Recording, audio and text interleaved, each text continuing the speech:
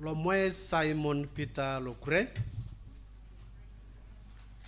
I am a pastoralist from Karamoja region in northern Uganda. Maybe just for our information, I work with the DADO. DADO stands for Agropastoralist Development Organization. We are more than 28 years in existence, and we basically work in the 3 districts of northern Uganda, in the extreme northern part of Karamoja in Uganda. Those districts include Karenga, Kabong, and Kotido. Because we don't work alone, we also work with other organizations. I am also the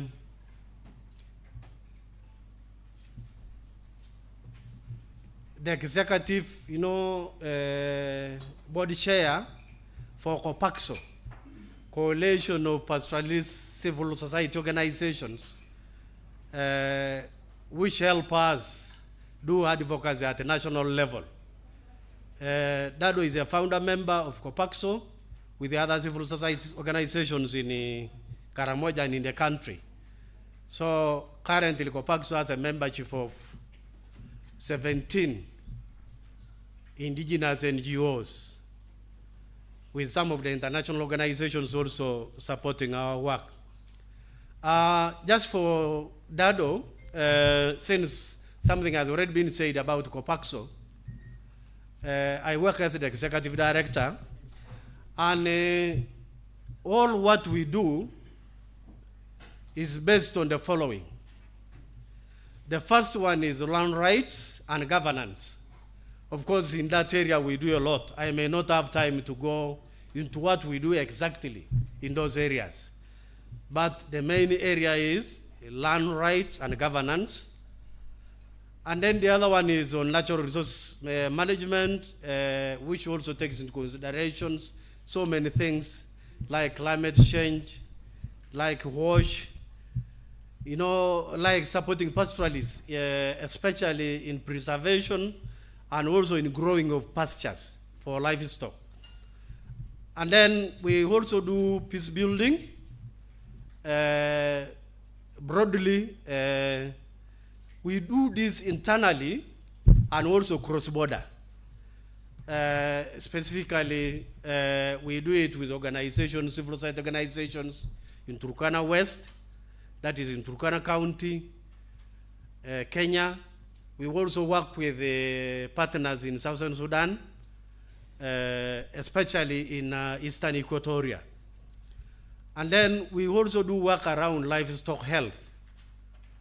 Of course, livestock is very, very important for livelihoods. It's where, I would say 80% of the livelihoods is based on for pastoralists. So we do livestock health. We support in training of community animal health workers. For instance, we work with the district veterinary departments. We equip the community animal health workers. These are people that have been identified by pastoralists themselves to be doctors of their own livestock. Also for the reasons that we have never had so many veterinary doctors in our area for a long, long time. You will find that even in a district, you will only have one person who will not do a lot.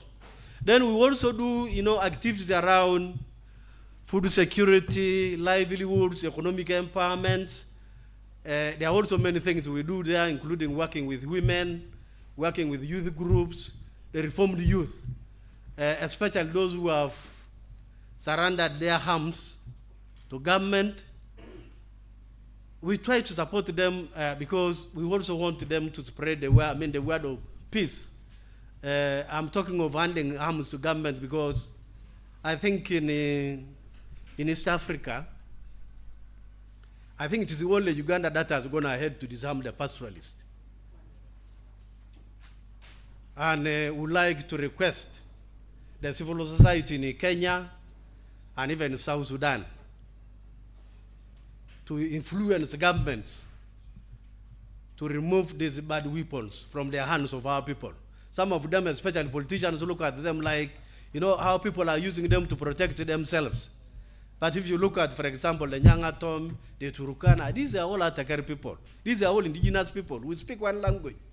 But sometimes conflicts come in and divide us and disable development, because there is no development that can take place in a place where people, you know, are either stealing cows, like someone said, or rat stealing.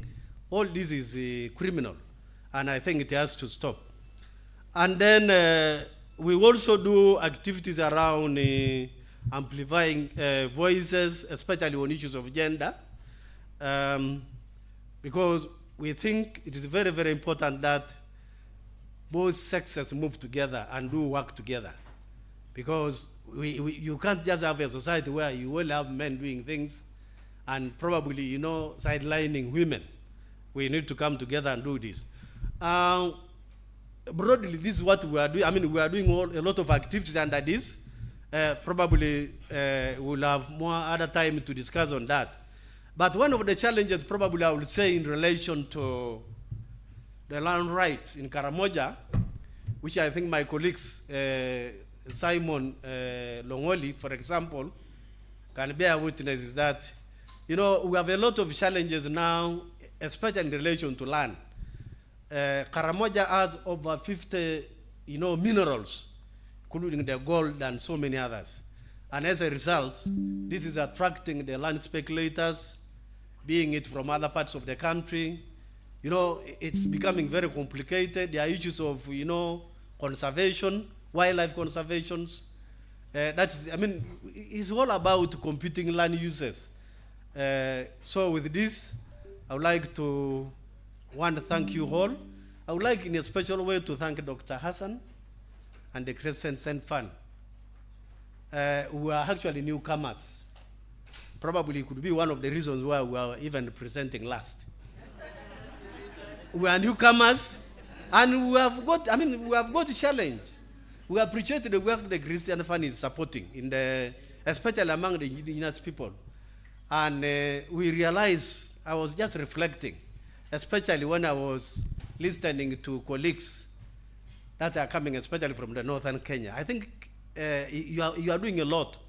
And I think with all that support that you get, and with all your numbers, we want you to take this work higher. We would like to request Dr. Hassan also to probably look beyond Dado, Kopakso, and KDF, now the herders of the horn, such that we can also have some kind of, you know, increased number of partners, also in Uganda and also other countries, I mean, like such as South Sudan. Thank you, and may God bless all of you.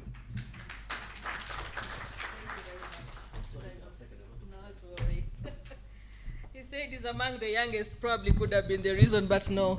I think the younger kids always receive the preference to go first. So, but in this case, was not the criteria. Natural justice, Sophie, if you are here, kindly, you would like to present from there? Proceed.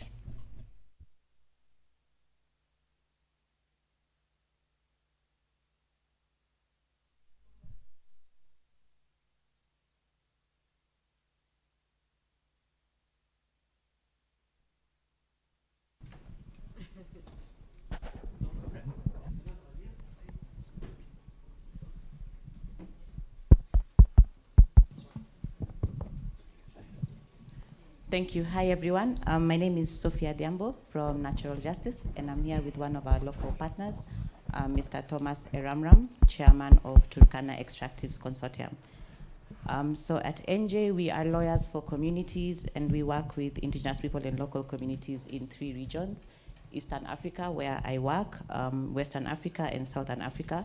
Our focus areas are land, climate, and environmental justice. Our approach focuses on legal empowerment, where we work directly with CBOs, but also with communities, research, advocacy, and litigation. And we do this through 3 programs. One is Affirming Rights, where our community land work focuses, and where we work with the Christensen Fund, standing with communities and defending rights. Thank you. That was really super brief and very clear. Thank you so much, Sophie, for representing Natural Justice. For those who know, the organization is behind also some of the cases that have also been very challenging but successful, and we thank you for the work that you're doing. I have another Simon Peter Longoli, Karamoja Development Forum. Did I call you?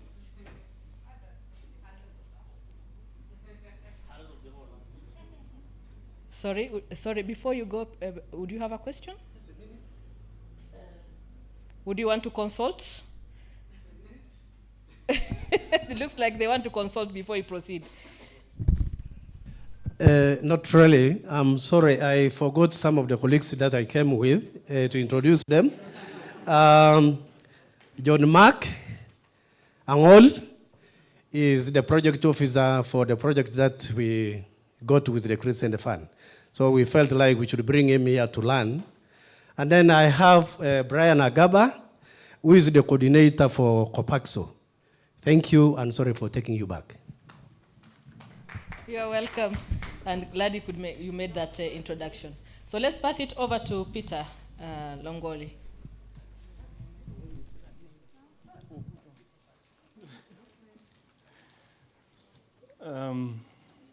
Good afternoon, and I'm happy to be here. My colleague brought out from the community, because at least that's what the invitation said. It's a Court Christian, Tonyomo. Hello, good afternoon, everybody. Matarada, Matangatu, Matoyakal, Kekivil, Alakara. That's how we greet. We greet by the cow, by the people, by the sorghum, by the land, by the water, and by the rain, and by the gods. Yes. My other name is Apalo Chubakori. It's a bull name. Every young man in Karamoja has one, whether they have a bull or not, because it's aspirational. It used to be called the Karamoja Development Forum. But when we focused on pastoralists, the pastoralists in our region called us the Office of the Herders. And so when we were reviewing our strategies a year ago, then we said, let's speak the language of the pastoralists. And then we said, but maybe let's keep the English. And so we call ourselves now Herders of the Horn. And we're in a transition to just make sure that we speak to our pastoralists, but also a growing complex of actors around the issues that we work with. Our main focus is on land and natural resources, pastoralism, and governance, in particular, increasing participation in governance of pastoralists in Karamoja and the rest of, this is really complicated to say, yeah? And I'll tell you why shortly. Herders of their own aims to work towards a society in which the rights of pastoralists are respected. And so through our research and advocacy tools, we try and achieve this. We created ourselves in 2010 in a time where development didn't understand context because of deliberate intentions of development actors or sometimes the lack of knowledge. And so we try and plug these knowledge gaps. By creating platforms, we try and support a conversation on issues that affect pastoralists. So in addition to our thematic areas, we work around the confluence of climate change, conflict, and environment. And this is where a lot of work around cross-border areas has been done. We think we have made progress.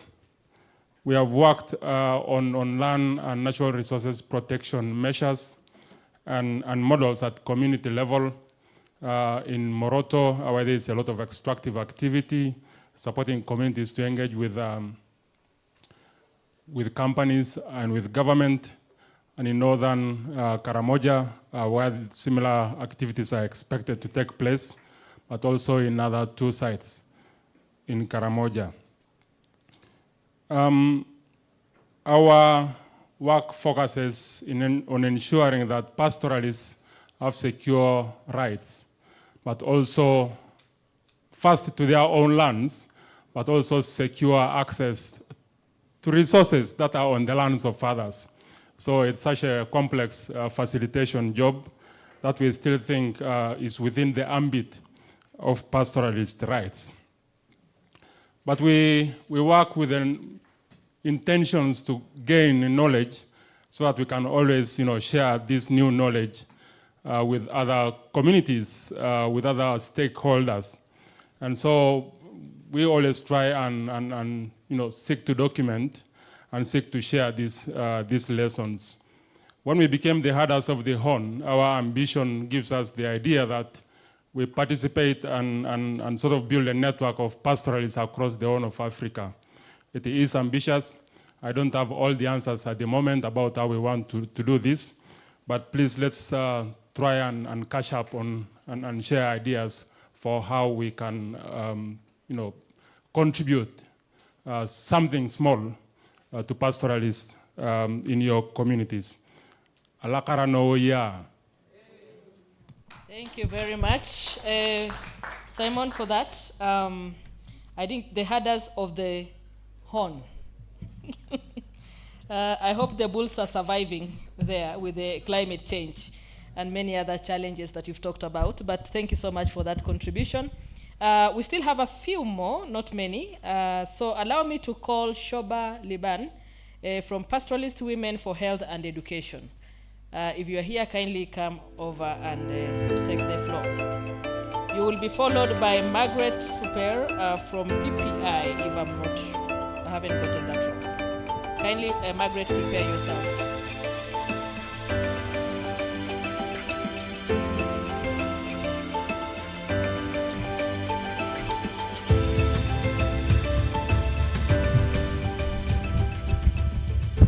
Good afternoon. My name is Shoba Liban from Isiolo County. I'm working with an organization called Pastoralist Women for Health and Education as the CEO. Our organization started many years. I think some of you were not born. But over the years, we kind of evolved. We started as a self-help group. Then we went to CBO, and now we are NGO from 2006. Initially, what prompted the start of the organization was girls in pastoralist community were not given opportunity to go to school, or even if they go and they make to up to class 7, then if they pass and their brothers passes the exams, preference will be the boy child. So what motivated our start of the organization was to look at girls, pastoralist girls, to go to school, and then empowerment for the women. Because we know if women are empowered, there are many things that they can stand for themselves. So that is the background of the organization. And over the years, as the organization name suggests, we started with education, and then most of our members are also people from pastoralist background or ladies from pastoralist background and in different spheres. So we could motivate, go to school, motivate girls to learn. We also supported girls who are not able to continue with their education through local fundraising to support their education. And we continued that way up to when we reached, like there was a lot of conflict also in Isiolo 207. If I'm wrong, you will correct me for those from Isiolo.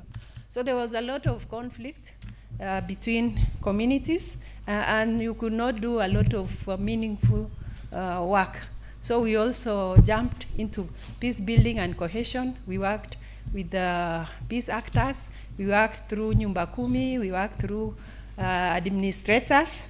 And after we also saw the same peace building and cohesion, other actors are also in it, and the responsibility rests with the government. Then we said, why don't we concentrate on what we initially started? So we rescued a girl from early marriage, and we took it with a lot of passion because that girl, she's a teacher now. And then we expanded our scope because from CBO to NGO then we needed to do other things. And because we normally go to community radio, community will suggest, why don't you also support us on land issue? Because our land has remained porous.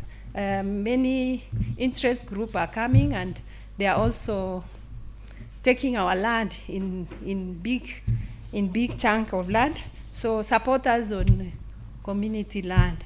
And because of the Kenya Constitution 2010 recognizes 3 ways of owning land, then we ran with that community land registration, not as registering, but community awareness, and we supported sub-county of Marti, Chari and Cherab, as we also continue doing other work with other community and even stakeholders. The theme of our organization, we work around 4 themes. One is governance, and we use Constitution of Kenya 2010 to reach to the community and help them understand the Constitution of Kenya and specifically on the Bill of Rights. So we do a lot of governance issue through civic education, through radio program, through outreach program, through social accountability forum, through scorecard, all those around governance. And then I'm finishing. The other one is on FG, female, cultural practices, those harmful cultural practices, we also talk on that. And with Christensen, we started with something on gender-based violence on FGM with Mwado and Miremo. We were supported first in 2016, but we have continued with the Christensen Fund up to now. We are supported on Community Land Act process in Chari and Cherab, and I'm happy to introduce one person that I came with is Community Land Committee. He can introduce himself, Mohammed. Thank you for listening to me. I have a lot of stories to tell, but next time.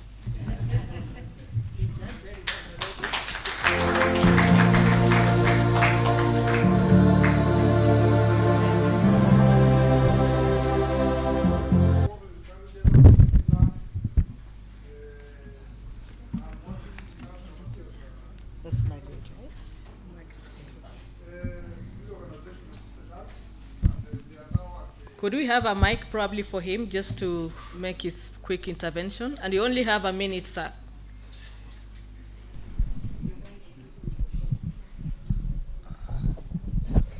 Okay, I said,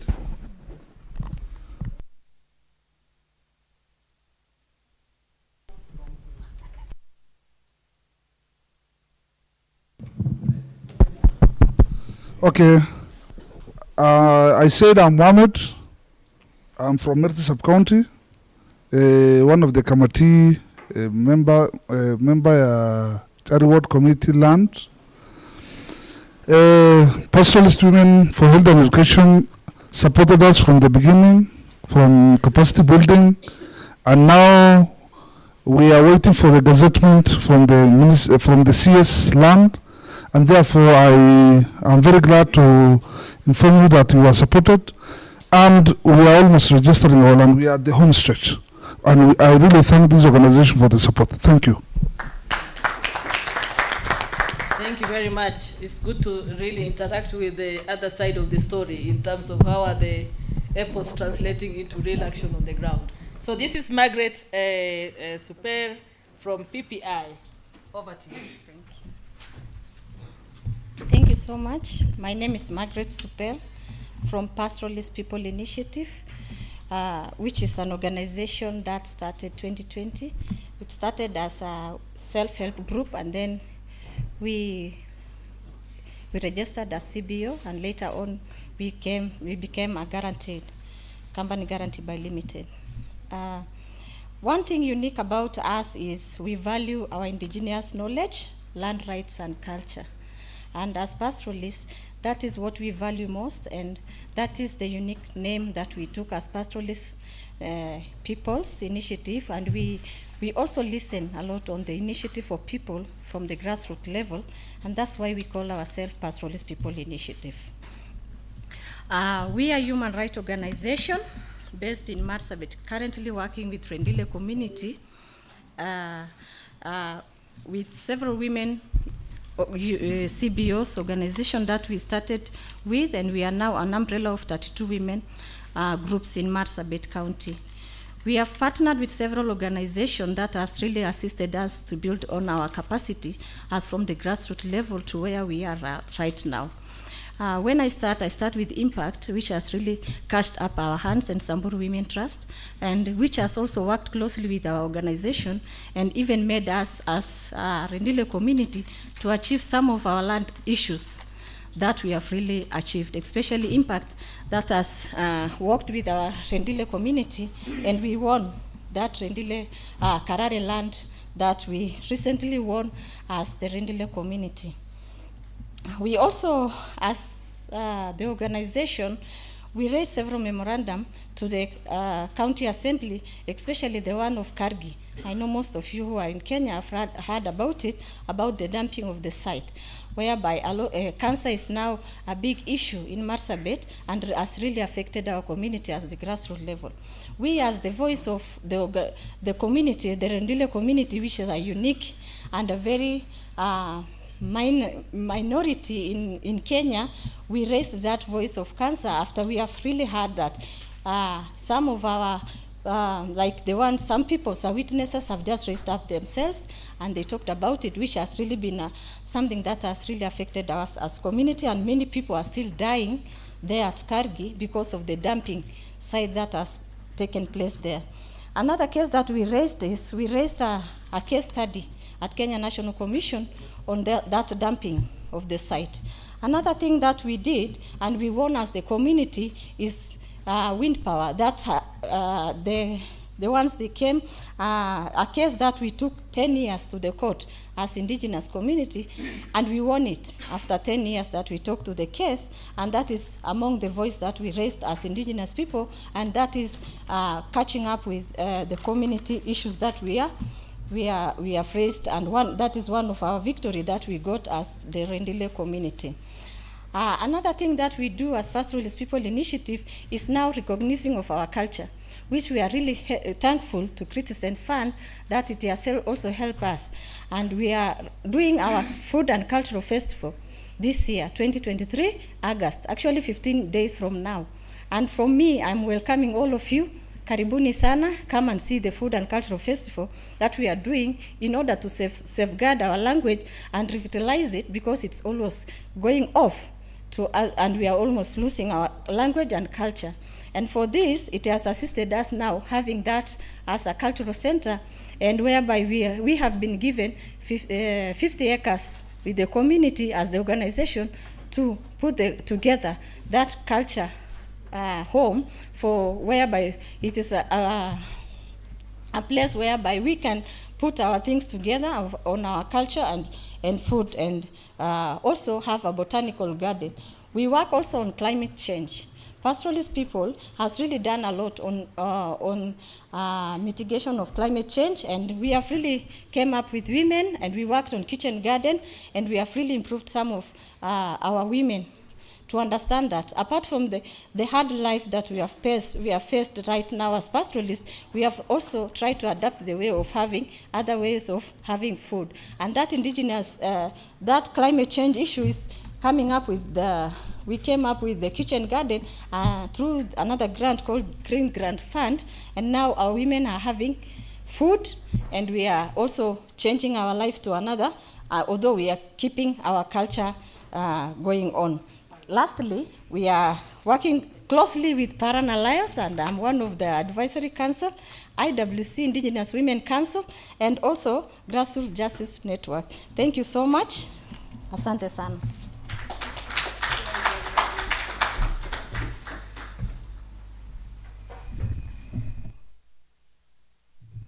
Thank you so much, Margaret, for the great work. We celebrate. I've not introduced my partner. Okay, kindly pass the mic for the introduction, probably, or just the colleague can be introduced with a good.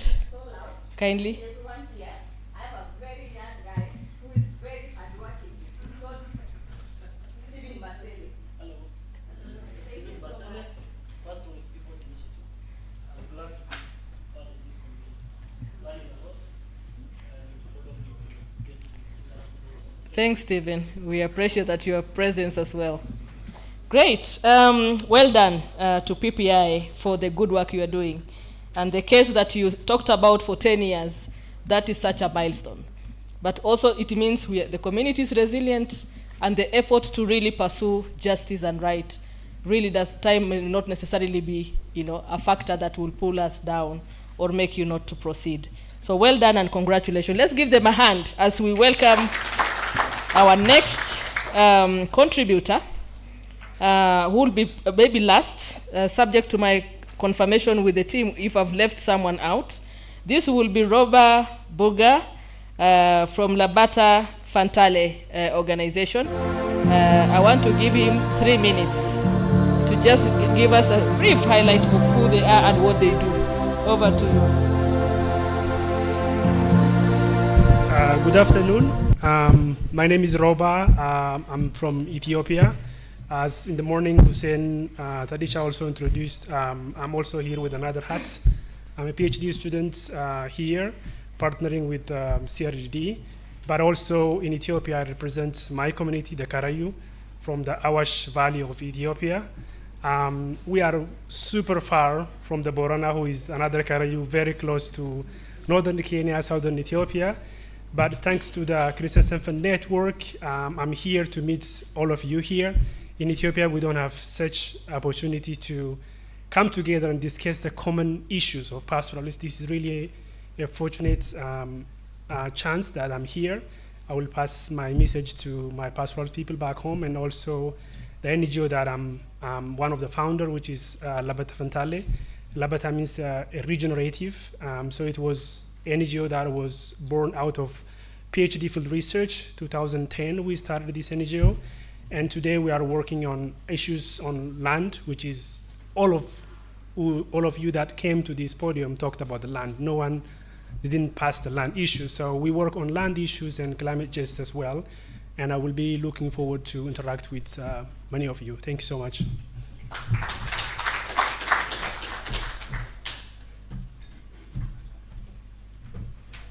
You had promised to be brief, and he was actually brief, so thank you for that. First, before I consider a request to complement an earlier presentation, may I check whether someone else, anyone, any institution might have been left out from my list? That's Copasco. I'll come to you. Checking anybody else that we might have left out by any chance? Did I?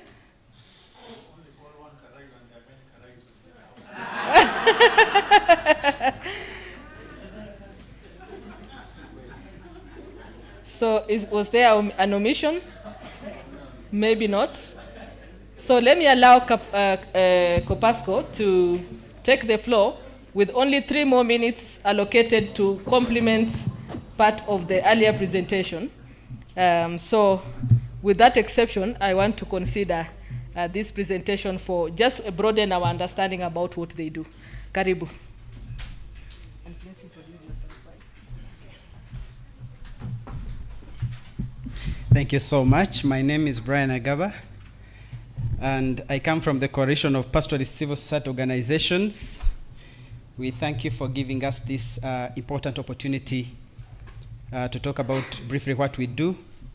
We have already talked about the fact that COPAXO is a network organization that works with members or organizations across the cattle corridor of Uganda. We talked about 17 organizations, and we provide a platform for these pastoralists to engage in policy and policy formulation and advocacy. Our unique area that I can talk about is that while many of our leaders think that pastoralism should come to an end, COPAXO is actually promoting pastoralism in Uganda. So that is what makes it unique. We all know also that we have two unique pastoralist groups in Uganda that we advocate for. One group being the Karamajong, the other group being the other side of the cattle corridor, where we have the Banyankole, Baruri, Basongora, and others. And these two groups, if you look at them critically, you'll find that some of the members, the other group, are benefiting a lot from pastoralism. They are getting a lot of income from doing pastoralism, and it is opposite in the Karamoja side. So those are two different groups. Even when you talk about land rights issues, you will find the other side, they are having a lot of issues related to land rights, while the other group are actually empowered and trying to at least, survive from pastoralism.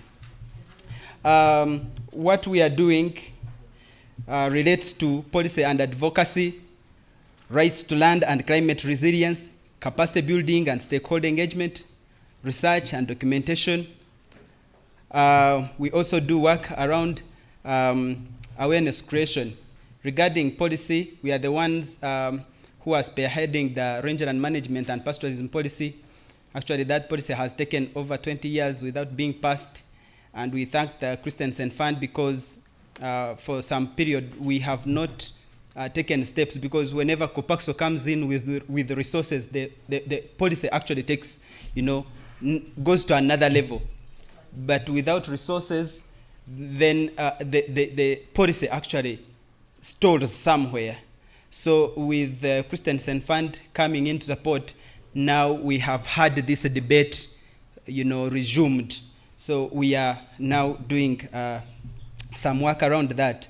We also provide a platform for our people, because there are other platforms like Land Awareness Week, Indigenous Food Fairs, where a lot of the decisions, a lot of discussions come up regarding the issues of indigenous people and pastoralists. So as COPAXO, what we do is to ensure that our people participate in such forums. We also have regional consultations on land and national land policy review right now that they are going to take place. And it's our role as COPAXO to ensure that our indigenous peoples and pastoralists can actually participate. I will not mention all the activities. I had listed a lot of activities and work that we are doing, but let me stop there. I thank you so much.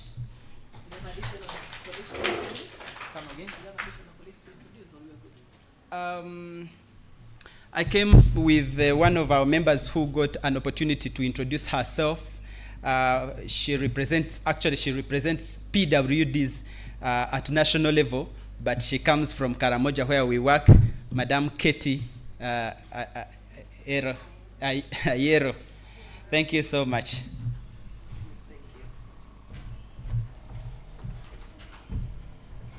Thank you so much for that input. We appreciate, and we appreciate that we are able to collaborate, and you are doing a great job to advance the rights and the self-determination for the indigenous pastoralist communities in Uganda. Uganda are our brothers, and we border, most of our countries here probably border Uganda in terms of the geography. And as I said earlier, our work as indigenous people, our communities, our traditions and culture traverse or transcend the boundaries, the administrative boundaries of our countries. Ladies and gentlemen, we've reached a point where we have to switch the gear. Can you tell your colleague hi? Just check whether they are energetic or they might have gone down with the lunch. Check on your colleagues. Tell them, please don't sleep. Indigenous people don't sleep, right? Don't get tired. Ensure that they are up and about. So, before we transition to the next session, let me appreciate the groups that have also made presentation this afternoon, and let's give them a round of applause for work well done. It is these stories of change, it's these stories of success, it's these stories of resilience that really gives us the motivation to continue. If it were not for those stories, maybe we would have given up. But there are a lot of demonstration from the experiences, from the sharing, from the lessons learned, that really makes us believe that this is indeed a noble and a cause worth our investment, and worth the investment of the Christensen Fund. And I'm sure as you sit here, particularly the colleagues from this agency are very proud to listen to these stories. Now, so as I said, we are going to transition to the next step, but I would like to ask our DJ to call the men into order by giving them a quick traditional song from either of the community, and where you are, you will be able to be upstanding and consider the dance seriously, so that we can also appreciate your skills in representing the indigenous people. DJ, could you please give us a call, a beat that could probably wake up and strengthen our capacity to proceed. Men, please, you should be standing, and that is for you. I allow you to take the floor for only 3 minutes before we can move to the next session.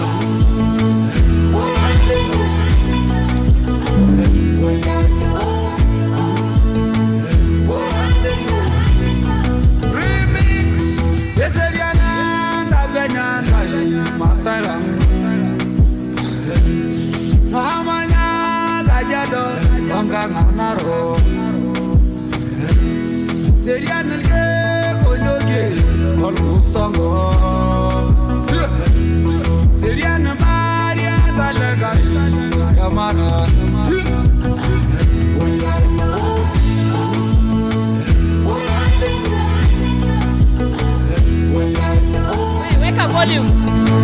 Up the volume, please.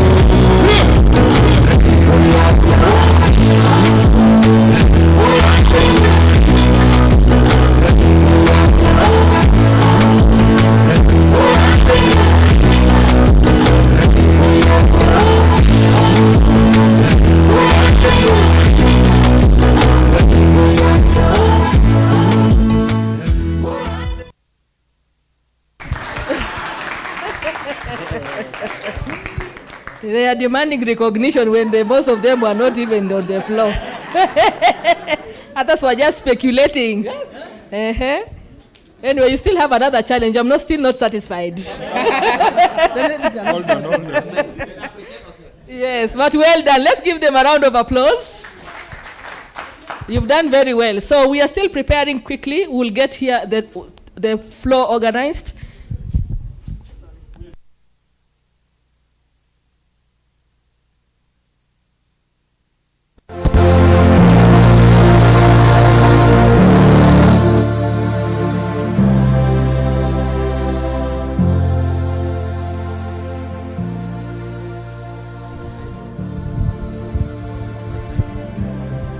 Okay, as we set the ball rolling,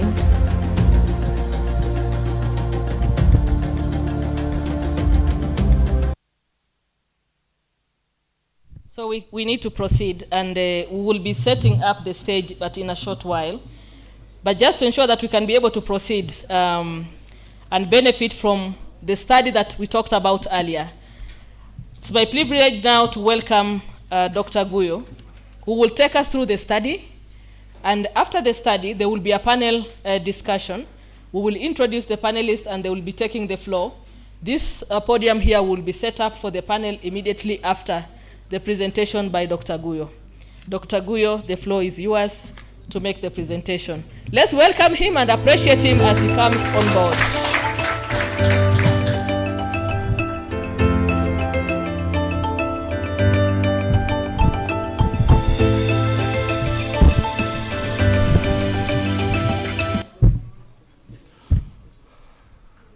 Okay, good afternoon. I know it's a difficult time to do presentation.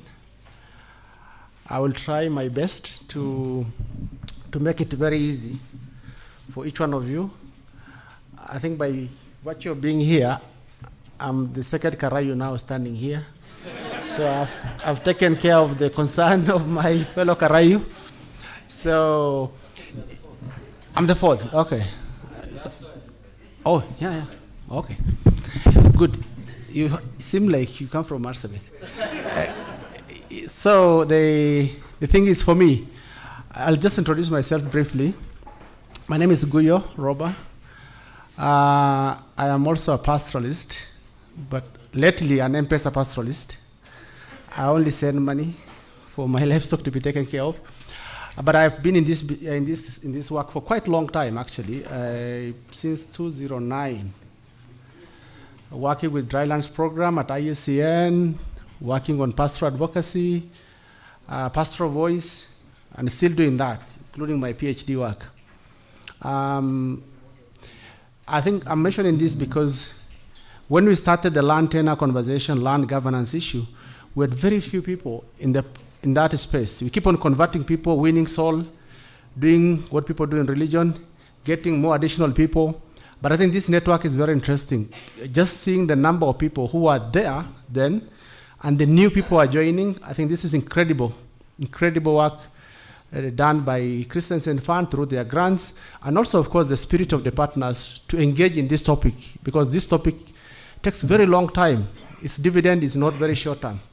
It pays off. Land governance, traditionally, land rights, all the rights and pastoral issues really pays off, in 10, 15, 20 years, quite a number of years.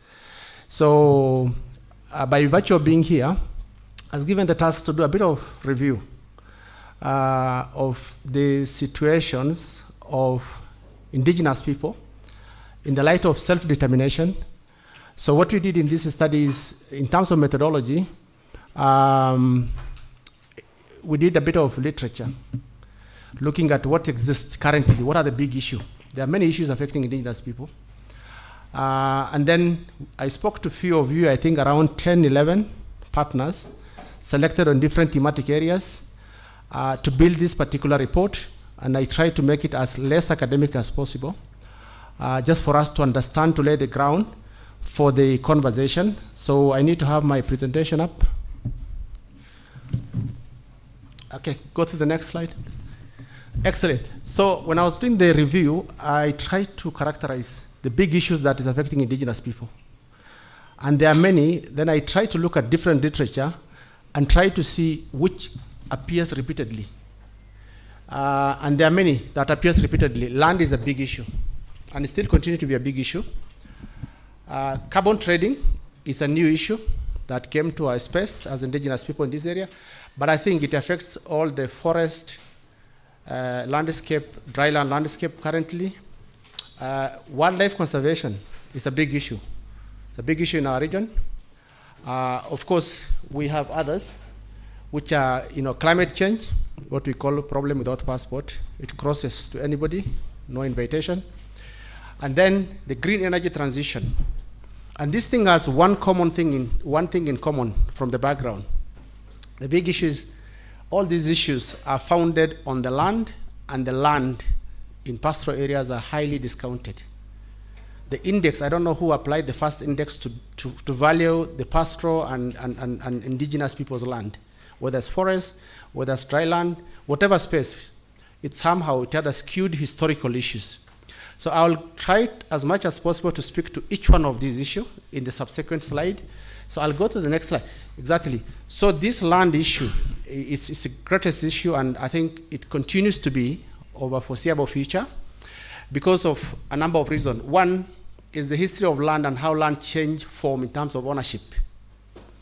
For those of us who are brought up in early days when county councils were managing our land, the land was managed in a trust, and the county councils were the trustees.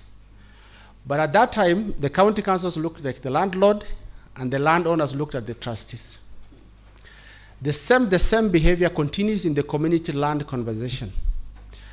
When the Constitution was passed, I attended a meeting at Serena Hotel, and with so many lawyers. I have no problem with lawyers, but we took a whole day to define what is a community and who is a community and who is not a community. It was a very difficult thing. We moved from there, we defined, had a bit of characterization, but still, the big question is the land becomes a great issue. In Kenya, registration was considered one of the greatest ways of securing the right. But then we still have an existing question there still. Does land registration guarantees you ownership? Does the community have the right to say, I don't want to register my land? I used to be a student of energy economics in a UK university.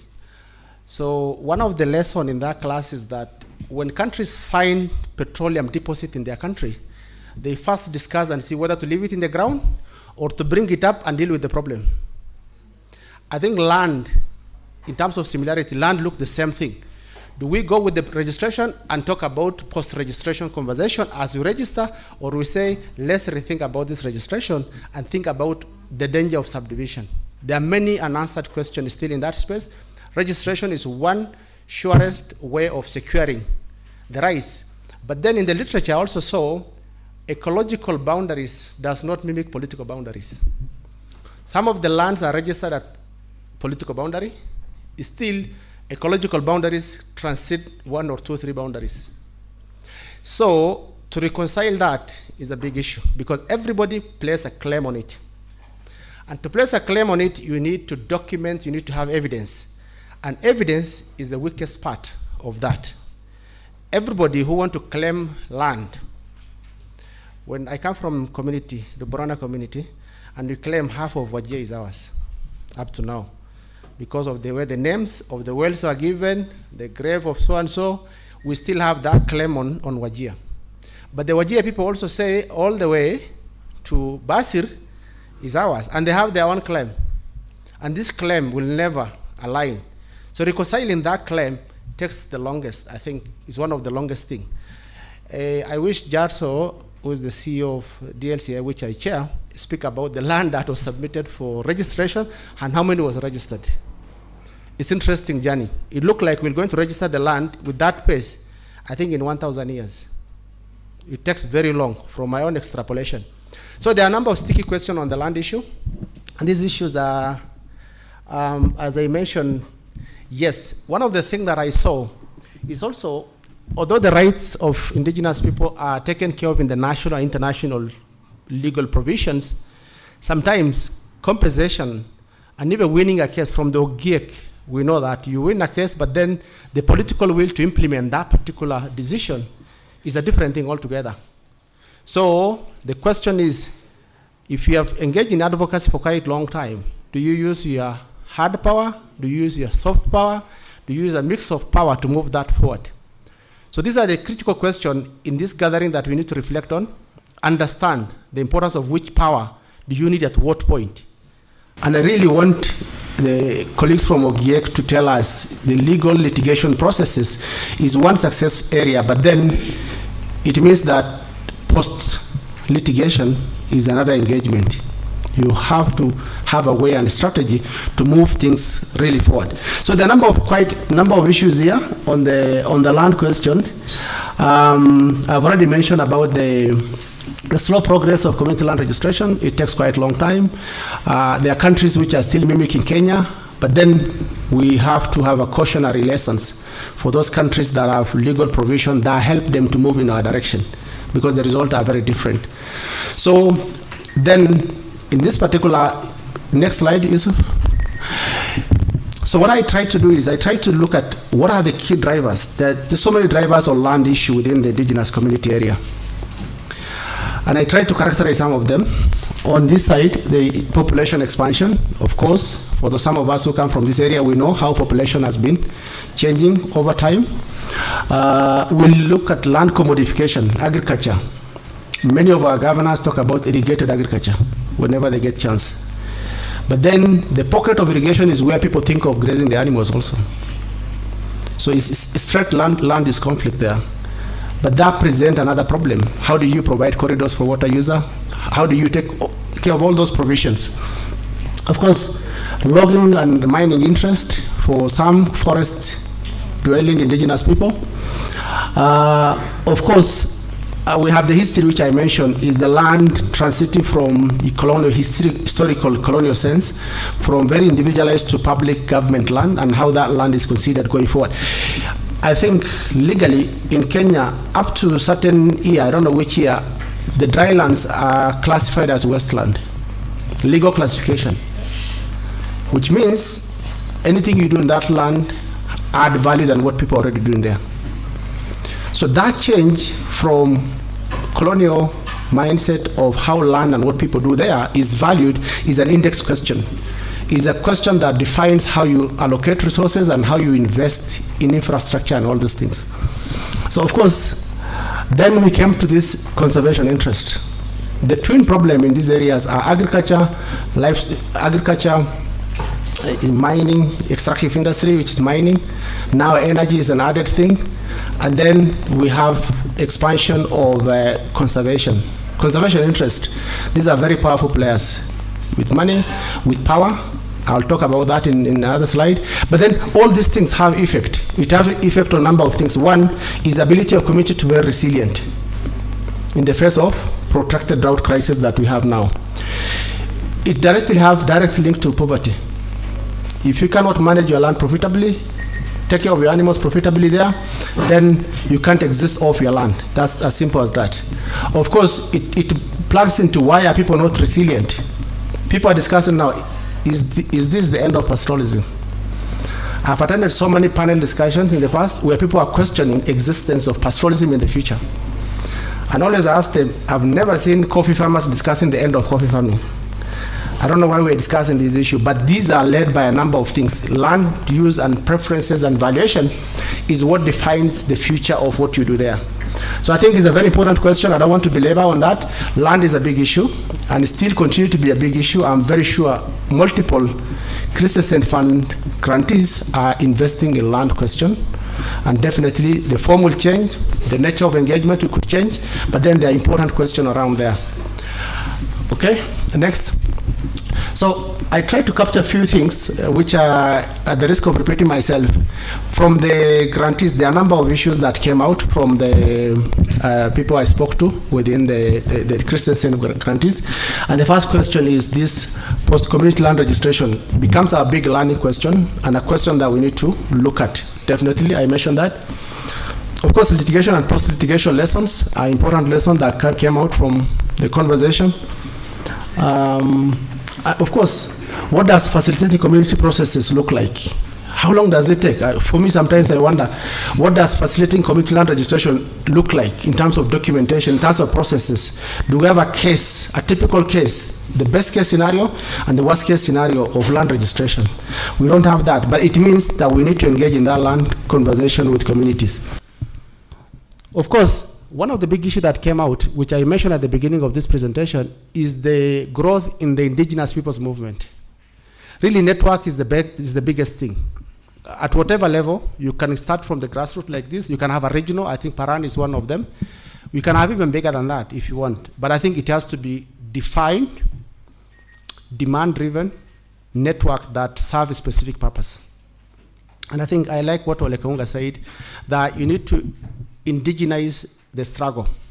You need to give it to the people. And the network, a trusted network, authentic network is one of the ways of growing that kind of authentic network. Just a minute.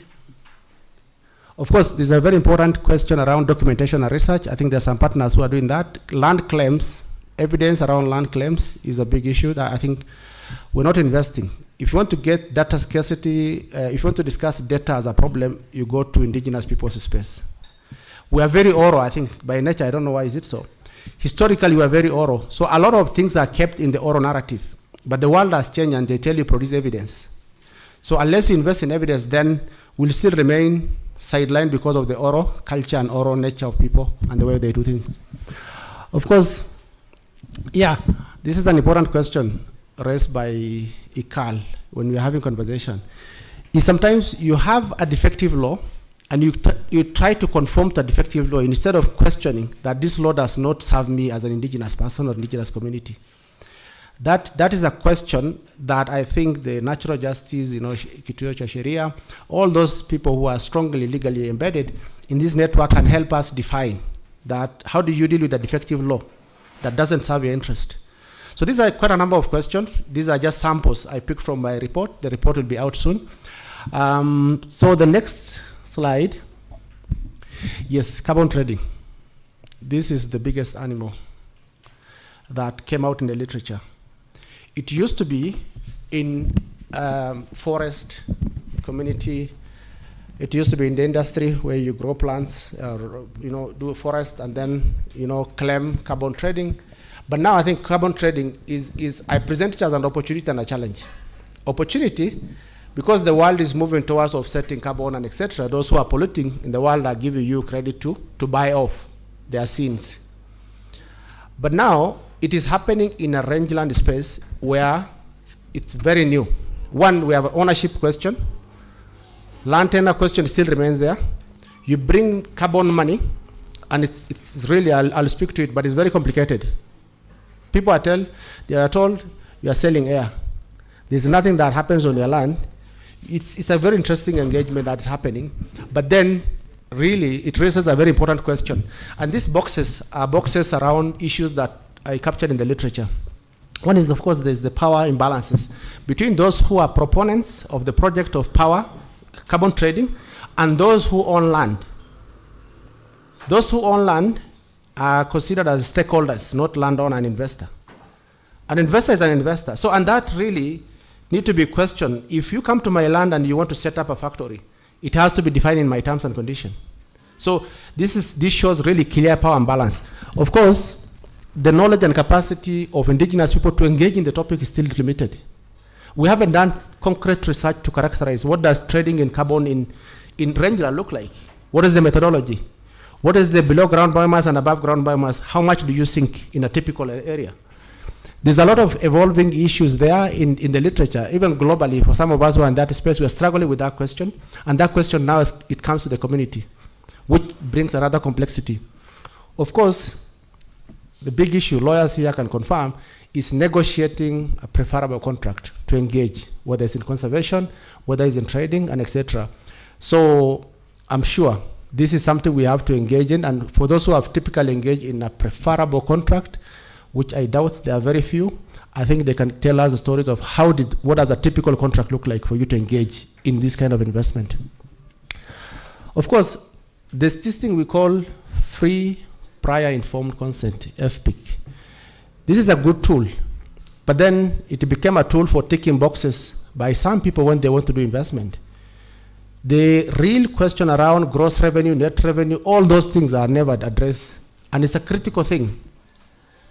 So it's a big issue. Of course, as I said, the methodological complexity of range-based carbon trading is a big issue.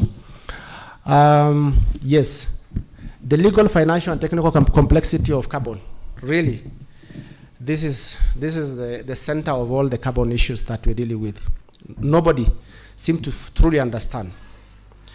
For those who have been to COP, I saw, I think, is it NRT that presented one of the biggest rangeland carbon project at COP.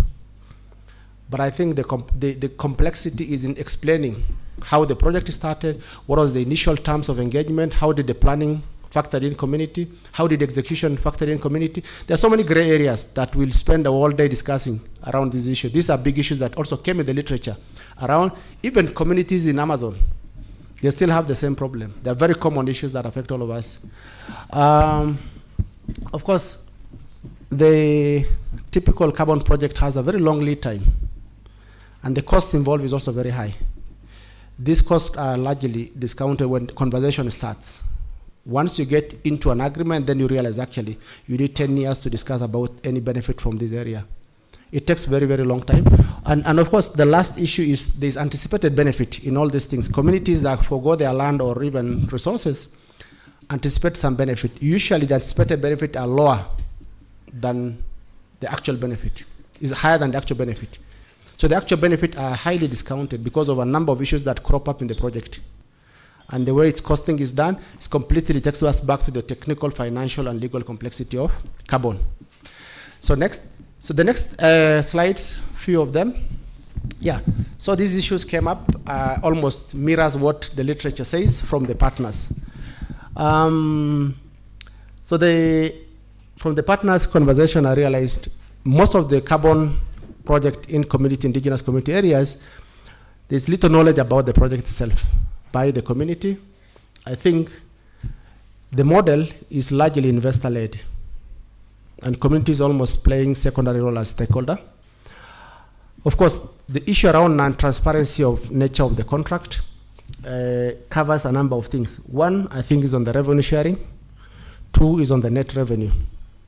It's very hard to know these things. Of course, if you want to do meaningful FPICs, definitely it has to include revenue disclosures. These are important questions that came from conversing with Eileen and others who are in carbon trading space. Of course, in Kenya, we just gazetted a law that has a mixed reaction on how you can engage as a community. What is a law that investors use to engage with community. But then there are technicalities there of placing community land at par with public land, and then places the power of the cabinet secretary to make very difficult decisions around land, again, on your behalf. So there are a lot of issues in there. These are the areas that forms a continuous engagement around carbon trading. Next. Yes, green energy transition. Yes, this is an area that gained traction in the last, 15 years, 20 years, because by nature, one of my professors told me, natural resources, oil, energy, happen in a space they call it geological accidents. The reason why it's called geological accident is that it always you find oil in the most problematic place. You can't find oil in Nairobi. You find oil in Turkana. The land issue is a problem. The community's position to bargain is a problem. The local content is never disclosed. So because of that, the reason why they call it geological accident is that this land by itself sometimes present a good opportunity for the country, but is inhabited by people who are not strategically placed to negotiate preferable engagement. I think green energy is one of them. There are a few things that came up. One, of course, these resources happen in a space where they compete for land use. However, people discount and say wind energy takes a small leg out of that land. Important question is, once you start off, it gets expanded, the original question still come back. How did the community's concern got factored in that?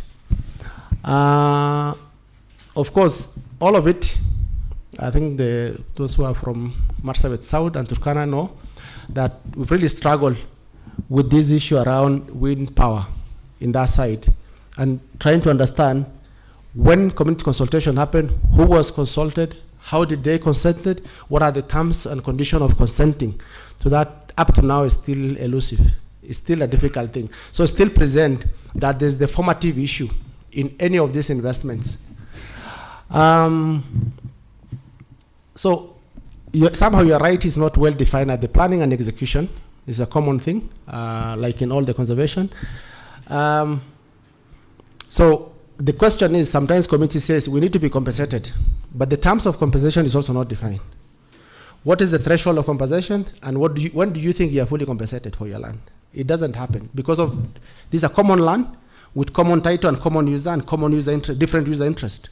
So it's very hard to strike that balance and say that this is how we want to compensate you. Okay, so, and of course, really, there's capacity for those who are engaged in advocacy, training, and engaging with communities is still a very fertile area around capacity to engage and to adapt to an emerging opportunities. Every opportunity presents a problem.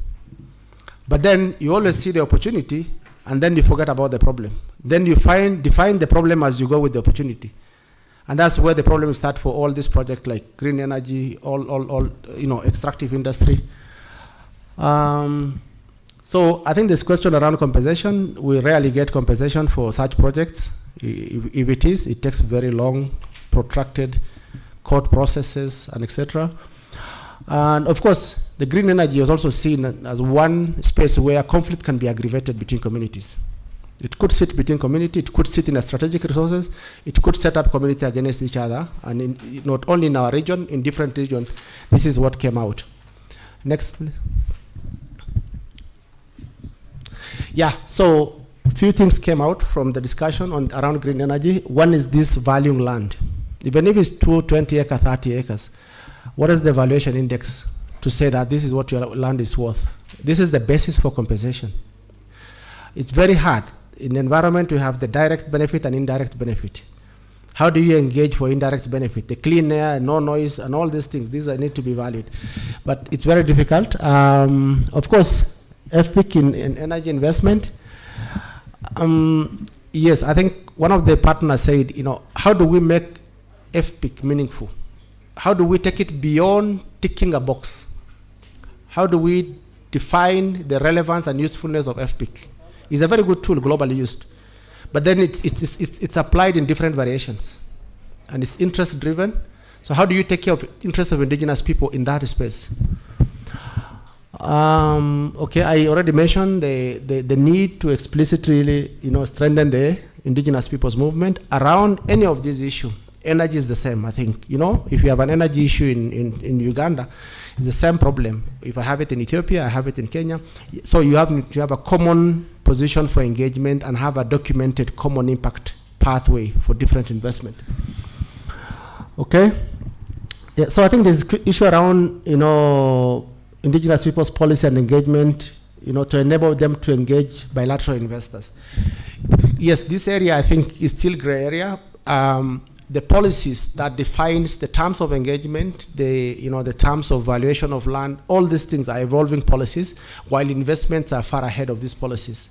How do you reconcile to have a policy that will guide you in terms of engaging with the investor if they come to your place? Good, next. Yes, I think I don't need to belabor a lot around this conservation space. For those who are in this space, as is in the literature, there are two options.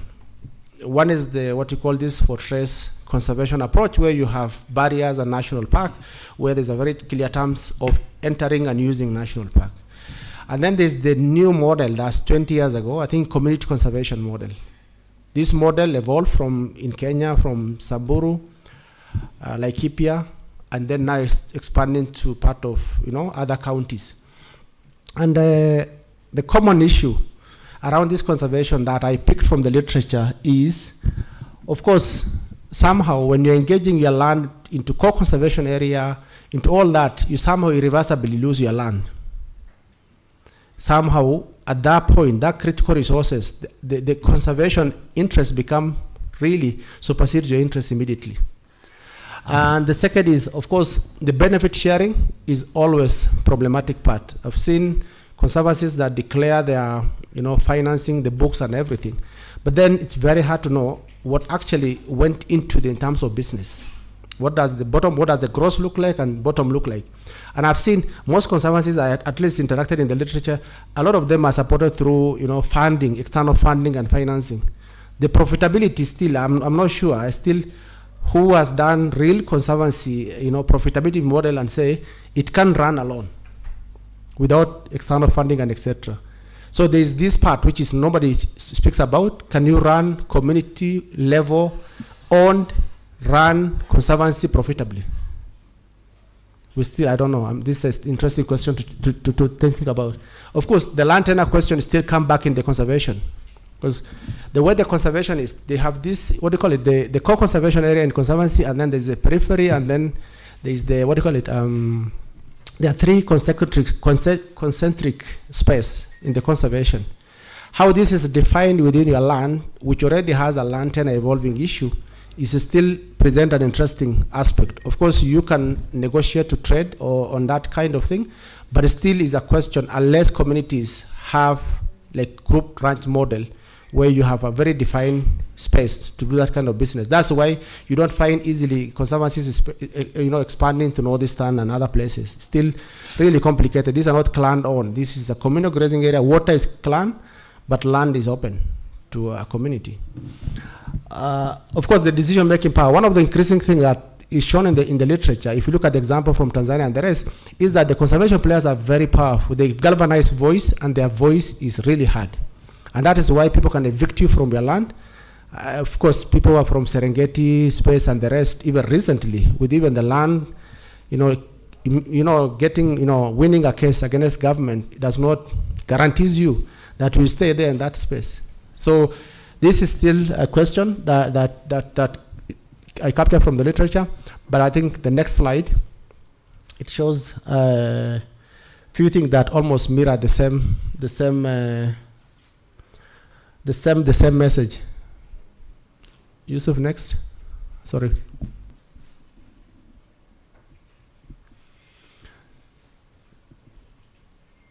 Yes, so good.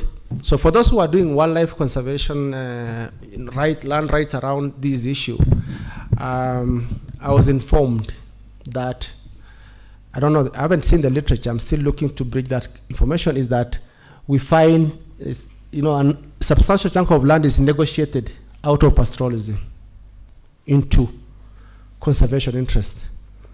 And somehow there's a clause, I'm told, in the conservation space that you almost irreversibly lose that land to that conservation to proceed. Yeah, I think practically almost impossible. Like in Kenya, of course, this is not generalized information, could have different things in different countries. And I think this is why I mentioned at the beginning as I finish, is this question around voice of indigenous people. If you have a common voice around conservation affecting you in whichever part of this region that you exist, you seem to have common approach and common advocacy approach for dealing with this issue. So there is need to grow this space even wider. There is need to learn deeply. And if possible, there is need to have a community of practice around this issue alone. We have to unbundle the learning space. This is something we can discuss as we move forward, but there's really need for people who can speak the same language on the same thematic space. Of course, I mentioned around this lingering question around the practical aspect around profitability of a conservancy. It's not as rosy as, I think quite a number of them are subsidized. Where I come from, I think I don't think the conservancies in Marsabit are making money. From Shur, from all those sites, Drip, Jaldesa, all those ones are the ones which are attached to existing conservancies that somehow has made inroad and have investor and all the rest. So it's still a question.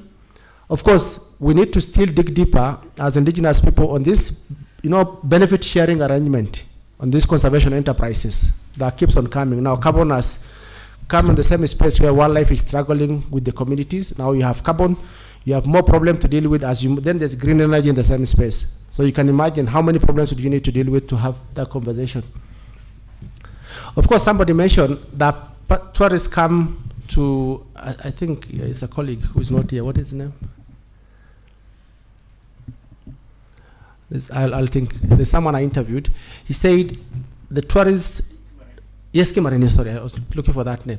He said the culturescape is as important as the landscape. And he said nobody is considering the cultural scape. And he said it should go into the sixth. The big five, you add culturescape to make it the big six. These are the thinking that people in this room, I wish he's here, I really enjoyed his interview. I have a lot of information from that. But he said he started questioning some of the things that traditionally you don't question. And this is really the power of sitting in this kind of space, interacting with people. And this could be transferable. If you say, can you value our cultural scape? It's interesting. Of course, this is subject for another time. Of course, this voice question keeps on coming back, even from the views I pick from the grantees, that the voices are always skewed. The land holding company is the one answerable to a number of things once an agreement is signed. And we need to optimize on already developed FPIC on indigenous people. So there is actually a specific FPIC on indigenous people. So I don't know how we can optimize on that. So there's a lot of transferable information from especially the South America communities, which is very strong in indigenous space. They really fought big war in Brazil, in all these countries, and we're still in the same space to learn. There's a lot of cross-learning potential within especially the conservation space. My last slide. Yes, so there's this climate change question that came up. We tried to look at it in the literature. Of course, you can go in different directions. This is one of the cross-cutting issues that affect indigenous people, and it's superimposed. When you put climate change on existing problem, then it multiplies that problem almost tenfold. And that's what we're dealing with. In our region, I think drought is a big issue. So one of the, for those who are in dry land, the prediction of temperature in the next decade shows that the annual temperature in this region will rise higher than the rest of the, biomes. So, and this is happening against reducing rainfall quantity. You get heavy rainfall, which is just raining for 1 week, instead of having 30 days, rainfall that is spread to enable growth of ephemeral species, different type of grasses, and that has real implications on livestock productivity. But then it brings many questions around the level of vulnerability is of course different. When you look at the marine landscape, forest landscape, you have the social, cultural, political vulnerability among the indigenous people. They're all different. I think it has to be defined to understand the vulnerability level and what we could do. But when you attended, I think a few people attended the last African Climate Summit. I like the voice of the indigenous people. I think they had like pre-forum meeting, and they came with very clear message at that forum. I think really that was commendable to me because it captures, it aligns voices and put priorities at the same level. And when you are together, your voice get heard. I think there are people I saw, some of them are not in this room, but this is the space where we need to engage more, we need to have representation, we need to be supported to engage in that conversation. For those who are coming from dry land areas, the conversation around drought responses and drought is happening in a very sporadic way. We had terrible time, we got rain and nobody's talking about drought now. When we get drought again, then we say we are done now again. We have the same problem. How do you have a sustained conversation and dialogue to question the responses, not to question the predictability? The weather will not get better as it was before. It will get worse. But then how do we deal with this worsening situation and get response that really respects your vulnerability and align to your vulnerability? That require like almost a COP of drought. Discussing drought issue has become a big issue in this area. And these are the questions that I think in my last slide, my last slide. Yes, so there are a few things that came up around the climate issue. One, I think land is a central factor in responding to any drought or any climatic shocks, whether it's flood, drought. So this continuous support implementation of the community, land question. Of course, thinking beyond delivering community land registration becomes a big issue, as I mentioned. I think there are interesting policies at regional level, like IGAD level, AU, Africa Union level, but then they hardly get domesticated. They remain there. How many are part of this AU policy? It was done in 2010. Many years down the line, part of it, of course, some countries have done better, but most countries in the last evaluation have done really poorly. Even this protocol question that Mr. Jarso mentioned, the IGAD protocol on cross-border transhumance, it is as good as if you take it up and implement at country level.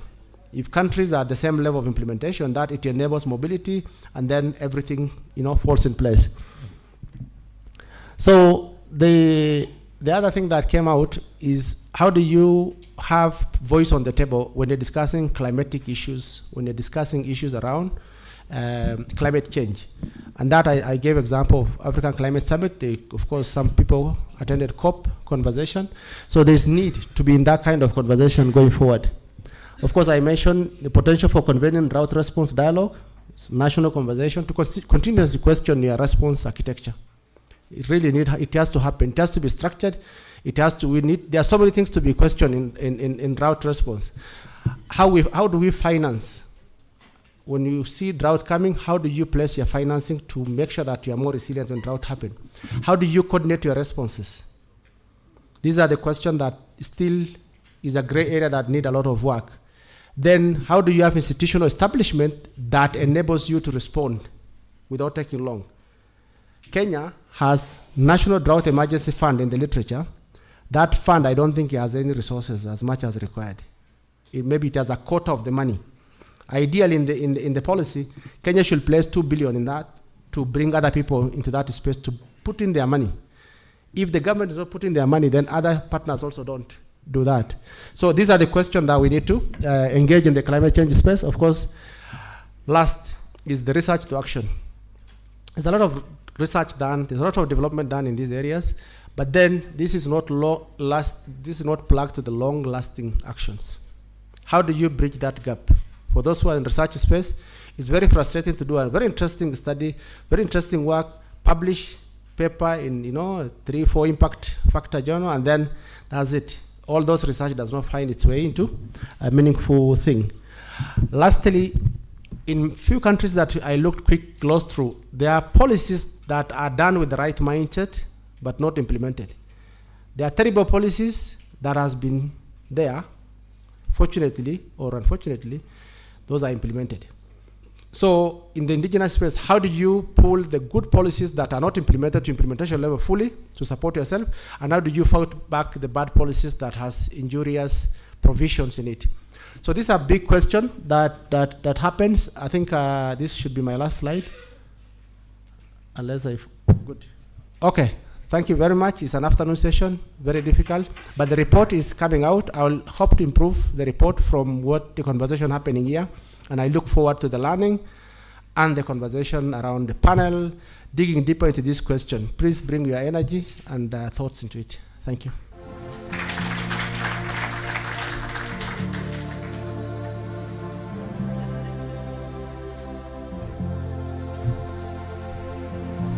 Hello, are you there? Can we give Dr. Guyo a round of applause for work well done? I think from the discussion, it is indeed true that that report contains more than he was able to present. So we're looking forward to reading it. And as you said, the conversation that we'll have in the panel will enrich his report and even making it more substantive in terms of propositions or recommendations on which direction and what are the priorities considered by the members of this meeting. Now, if you look at our program, the tea break was not provided for, however, we do have tea. In view of our time management, we need to have at least 45 to 1 hour for the panel discussion. If I look around the room, I see there is some energy, but it needs to be boosted. I see some people nodding. So this is my proposal for your consideration. Proposal number 1, we take a break for about 20 minutes. There's coffee that is ready, I suppose, and then we can be able to come back with full energy. Maybe we'll also consider doing the next part of our male champion exercise for another song when we come back, or we do a combined one. So that is proposal number 1. Proposal number 2 is to have ourselves build our resilience to do the next 45 to 1 hour. I see people are kind of probably objecting that. So are we considering the first option? We take a little break and be back with more energy, more capacity to make the final part of our day. For those who are supporting this, say yes. Yes. For those who are of a contrary opinion, say no. Yes. The yes have it. So we take a little break for 20 minutes. Please refresh. Please energize yourself. Check out, follow up the new contacts that you made. We will be back here in the next 20 minutes for the final leg of our conversation today. You'll be expected back at exactly 4:05. 4:05, and please don't wait until you're whipped back. Please manage time and make yourself available here. Thank you so much. So kindly take a break. We will be back